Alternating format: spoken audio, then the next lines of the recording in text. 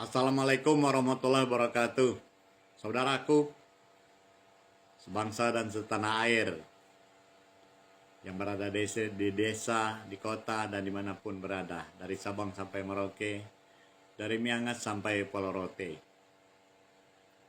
Sekarang ini sedang marak-maraknya pembicaraan publik sekitar KPK dan korupsi. Ya, dua kata yang berkaitan erat, yang berpadu padan, KPK, korupsi. Kenapa jadi pembicaraan hangat? Karena menurut pendapat saya, KPK sudah harus direvisi kembali undang-undangnya. Karena kemarin sudah betul, sudah benar menurut saya bahwa KPK itu harus independen.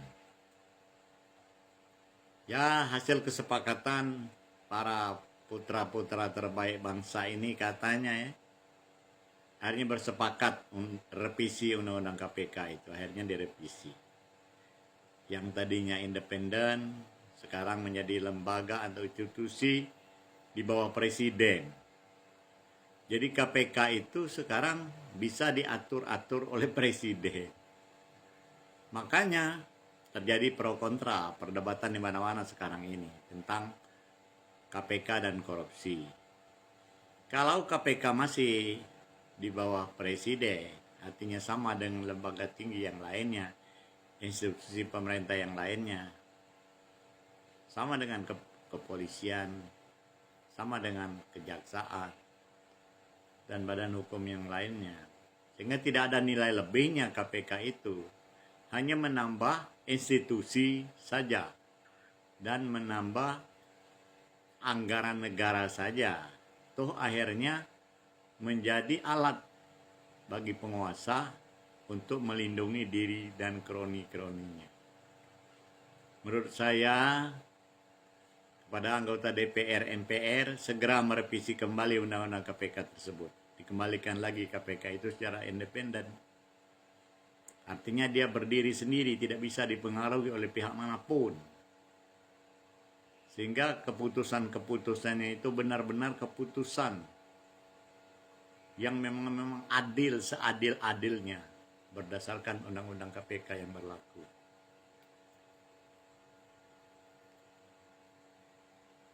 Ya, itu menurut hemat saya.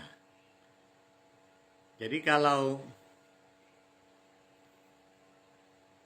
KPK seperti ini, saya tidak menyalahkan. Sebagian dari saudara-saudara kita ada yang berkoar-koar, berteriak bubarkan saja KPK. Ya karena menambah-nambah lembaga saja. Malah lebih parah lagi dengan melihat fenomena yang terjadi sekarang ini. KPK, ketua KPK dan anggota-anggotanya bisa disetir. Boleh atau tidaknya kasus itu ditangani KPK harus izin dulu dengan presiden. Nah, ini jadi masalah besar bagi bangsa ini. Bagaimana negara kita mau maju kalau korupsi semakin merajalela? Jadi uang-uang negara yang seharusnya untuk membangun bangsa ini, untuk kesejahteraan umat manusia Indonesia ini, yang katanya menuju 4.0 2045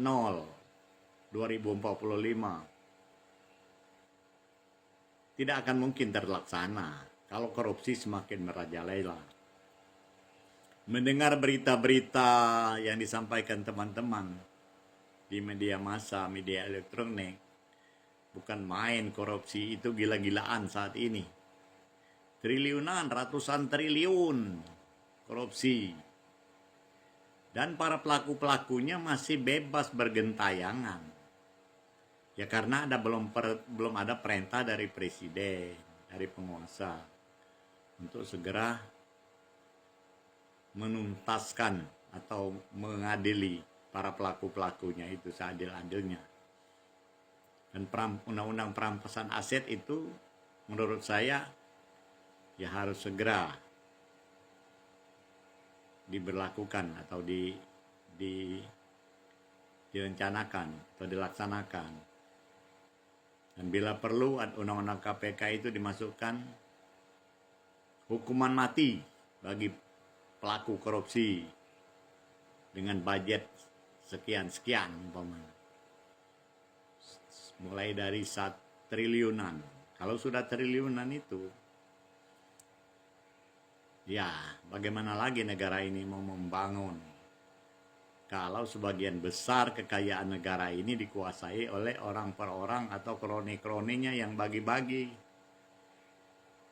Seharusnya untuk kepentingan rakyat Indonesia, untuk kesejahteraan rakyat, untuk kemakmuran bangsa, untuk membangun infrastruktur dan lain-lain, uangnya sudah dibagi-bagi oleh penguasa dan kroni-kroninya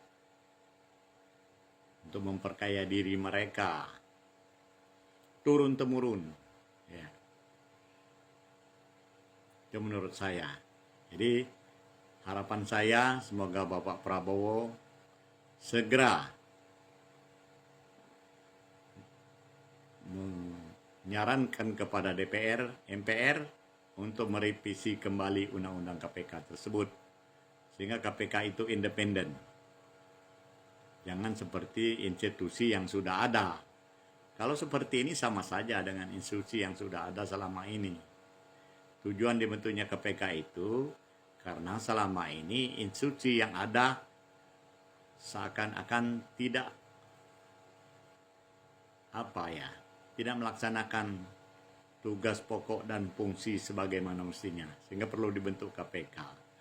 Tapi kalau KPK-nya seperti ini, ya hanya menambah-nambah institusi saja, membebani negara dengan biaya yang begitu besar, tetapi hasilnya berpihak kepada orang-orang tertentu saja, artinya penguasa negara ini. Mungkin itu saja pendapat kami. Mudah-mudahan negara kita ini semakin lama semakin maju dan semakin baik. Dan saran, tentunya kritik dan saran dari teman-teman yang memang peduli dengan bangsa ini terus digulirkan. Kita bukan barisan sakit hati, bukan para pembenci, tapi melihat kondisi negara kita saat ini. Ada hal-hal yang berjalan tidak sesuai, tidak semestinya. Sehingga pembangunan bangsa ini terhambat. Mudah-mudahan apa yang kita harapkan bersama akan tercapai dan mudah-mudahan Allah Subhanahu wa taala akan memberikan jalan itu, akan merestui niat baik dari anak bangsa ini yang masih peduli untuk negara kesatuan Republik Indonesia yang kita cintai ini. Mudah-mudahan ke depan apa yang dicita-citakan oleh pembukaan Undang-Undang Dasar 45, yang dicita-citakan oleh the founding father kita yang telah memerdekakan bangsa ini, negara yang maju, berdaulat, adil, dan makmur. Rakyatnya sejahtera, disegani bangsa lain, baldatun thayyibatun warabun ghafur, benar-benar terwujud adanya. Jangan hanya slogan saja. Pancasila, Undang-Undang Dasar 45 adalah pedoman kita berbangsa dan bernegara. Demikian. Wallahul muwaffiq ila aqwamit thoriq. Wassalamualaikum warahmatullahi wabarakatuh. Selamat malam.